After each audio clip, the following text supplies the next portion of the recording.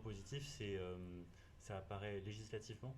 Je crois que c'est dans le code de la santé publique ou une seule santé ou dans un plan national où effectivement il y a des références à une seule santé.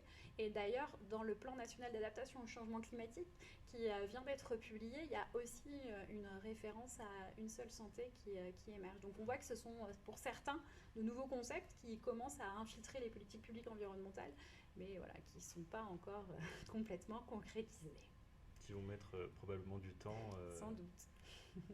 mais on manque de temps, malheureusement. Oui, c'est-à-dire que sur les sujets climatiques et de biodiversité, le temps presse.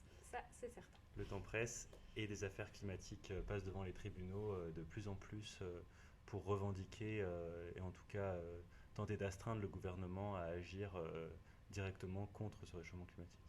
Oui, effectivement, il y a un mouvement en fait qui est mondial et qui tend à faire reconnaître devant les tribunaux les responsabilités des acteurs dont on estime que leurs activités sont à l'origine du changement climatique, puisqu'on le sait désormais, hein, c'est une certitude scientifique que le changement climatique, en tout cas son accélération incommensurable depuis le 19e siècle, est liée aux Anthropique. activités humaines. Ça, c'est un fait scientifique, c'est important de le rappeler parce qu'on entend encore sur certains plateaux le contraire. Donc, disons-le clairement.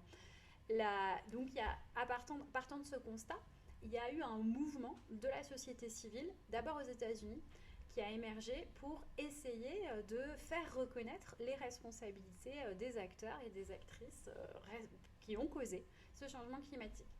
L'affaire Massachusetts. Exactement. C'est la première grande affaire. Ça s'est passé aux États-Unis. Ce qui s'est passé aux États-Unis, c'est que à la suite, donc il y a une grande convention internationale qui s'appelle la Convention cadre des Nations Unies sur le changement climatique, qui a été ratifiée en 1992, qui a donné naissance aux fameuses COP. Là, on en a une qui va bientôt se terminer. Et donc, ces COP, elles ont produit plusieurs accords. Et parmi les accords qui ont été produits, il y en a un qui s'appelle le protocole de Kyoto et qui vise à établir un marché mondial du carbone en soumettant des acteurs en fait, à un budget carbone qu'ils ne pouvaient pas dépasser.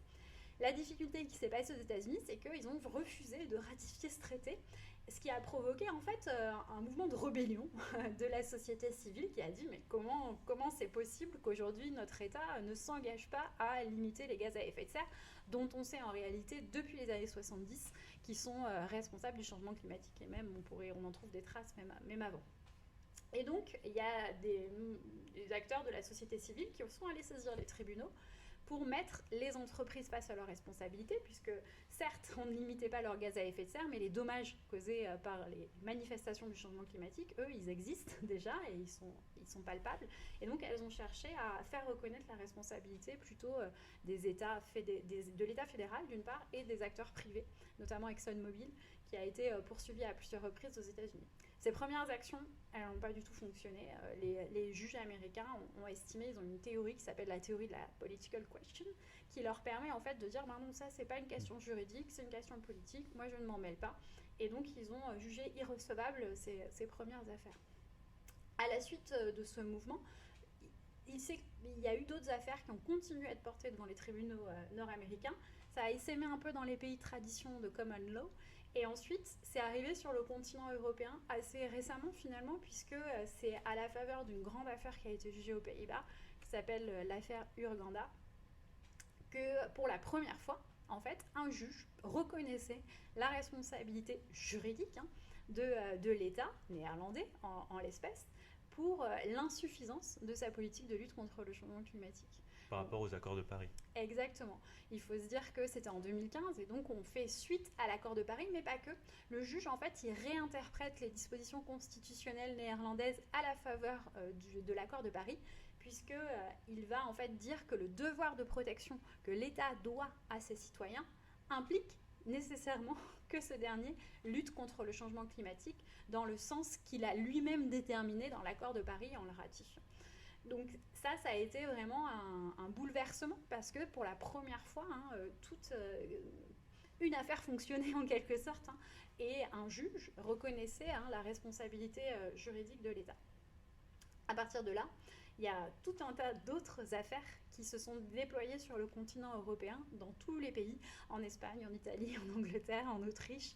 Et les procès climatiques, aujourd'hui, ils sont très très très très très diversifié. Et devant les juridictions internationales aussi. Et devant les juridictions internationales, là, cette année, des avis ont été rendus par le Tribunal international du droit de la mer. Des avis étaient déjà rendus même auparavant par les comités onusiens chargés de l'application des grands pactes, vous savez, de protection des droits et libertés fondamentaux. Donc vraiment, il y avait déjà Qui sont des quasi-juridictions. ressources. Des quasi, oui, ce sont des quasi-juridictions. Et justement pas force obligatoire. Ouais. Ils ont quand même une certaine autorité, malgré tout. Mais voilà, il y a eu un mouvement vraiment de diffusion à partir de ce succès qui était important, qui montrait une voie en tout cas possible pour faire reconnaître la responsabilité des États et les forcer à agir, puisque tel est là l'objectif de ces actions. Si on doit faire aujourd'hui une cartographie en quelque sorte des procès climatiques, on pourrait dire qu'il y a deux grands types de procès. Il y a ceux qui sont dirigés contre les États d'une part, et ceux qui sont dirigés contre les entreprises d'autre part. Ceux qui sont dirigés contre les États, ils visent à faire reconnaître l'obligation positive d'action des États en matière d'atténuation des gaz à effet de serre, c'est-à-dire de diminution des émissions de gaz à effet de serre territoriales émises sur le territoire de l'État. Et les actions contre les entreprises, ce sont des actions qui, elles, visent à faire réorienter les politiques des entreprises de sorte à ce que leurs activités soient compatibles avec l'objectif fixé par l'accord de Paris, qui est de contenir l'élévation du réchauffement climatique à 1,5 degré. Sachant qu'en attaquant l'État, on le force à légiférer sur ces mêmes personnes privées. Exactement. En fait, malgré tout, en attaquant l'État, on arrive toujours à toucher les personnes privées, puisque l'État, en fait, il peut donner un effet horizontal à certaines dispositions juridiques lorsqu'il intervient pour imposer des obligations qui vont peser sur des personnes privées. Forcément, il va limiter les conditions de leur action et donc participer à les obliger à lutter contre le changement climatique. Mais il y a aussi un enjeu de responsabilité qui est très important pour les entreprises, parce qu'il a été prouvé, et c'est deux chercheurs français d'ailleurs qui ont étudié les travaux de Total, les documents d'archives de Total, et qui ont permis de montrer qu'en fait l'entreprise avait très tôt eu conscience des impacts sur le changement climatique de l'activité pétrolière, et qu'elle avait dissimulé, voire entrepris des campagnes pour cacher aux autorités publiques les effets de son activité. Donc il y a aussi un enjeu de faire naître et reconnaître la responsabilité de ces grands groupes, parce qu'il y a une question aussi de répartition de l'effort financier. Aujourd'hui, on est face à un mur, le changement climatique est là, il est palpable. Il va falloir engager de très nombreuses politiques publiques d'adaptation à ce changement pour protéger la santé, les libertés même des personnes, et il va falloir les financer. Donc il y a une question très pratique de savoir qui va payer, et que ces contentieux contre les multinationales essaient de faire naître. Que la réponse au changement climatique ne doit pas venir que des citoyens, puisque de toute manière, même si elle ne suffirait pas, même si elle était vraiment réellement mise en place par tous. Effectivement, ça a fait l'objet d'évaluations. C'est vrai qu'en ce moment, on insiste beaucoup sur les éco-gestes, ou on appelle les citoyens à de la responsabilité. On peut penser par exemple... C'est une logique assez néolibérale de mettre sur les épaules de chacun la responsabilité de tout faire changer. Exactement, sauf que c'est effectivement assez classique, mais c'est complètement inefficace. Et ça a été évalué. Il y a un cabinet d'études qui est composé d'ingénieurs climatiques qui s'appelle Carbone 4, et qui justement a réfléchi à la manière de faire évoluer la lutte contre le changement climatique. Et ils ont sorti un rapport maintenant il y a quelques années qui s'appelle Faire sa part, qui est librement accessible en ligne, où justement ils estiment que même si tous les citoyens étaient hyper vertueux et qu'ils appliquaient vraiment très très très bien toutes les recommandations qui leur sont faites, on n'arriverait qu'à faire 25% de l'effort dont on a besoin pour atteindre nos objectifs climat.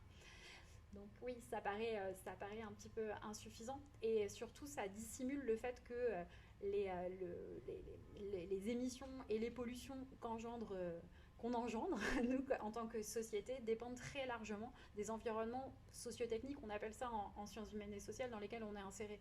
C'est-à-dire le fait que vous deviez habiter très loin de votre lieu de travail parce que votre lieu de travail est lui-même très loin d'une ville parce que en fait, pour s'implanter, il devait être près d'un axe autoroutier parce que le transport se fait principalement par camion en France, eh bien, ça va avoir des conséquences sur vous et ça va être dur en fait pour vous. C'est ça qu'il faut changer ou qu'il faut repenser. Vous, ne pas prendre votre voiture si vous habitez sur une départementale où il fait -12 en milieu rural, en fait, c'est impossible. Donc, voilà, donc il y a toute cette remise en cause de l'environnement socio-technique qui est nécessaire, qui est très compliquée, qui est très coûteuse et qui est très compliquée d'un point de vue politique parce qu'on fait forcément des déçus et d'un point de vue financier parce que forcément on a besoin de beaucoup d'argent. Et pourtant, c'est l'intérêt général qui est en jeu et l'État est censé le représenter. L'État, oui, effectivement, c'est pour ça qu'il y a ces actions en justice, parce qu'elles interpellent l'État sur sa responsabilité en la matière. C'est d'ailleurs ce qui va être relevé par les tribunaux, le fait que l'État, c'est le mieux à même, en tout cas dans les pays dans lesquels l'État a un rôle très important, ce qui est le cas en France, de faire changer les choses en fait. C'est lui qui a les clés, à la fois par son pouvoir de réglementation, mais aussi par ses moyens financiers.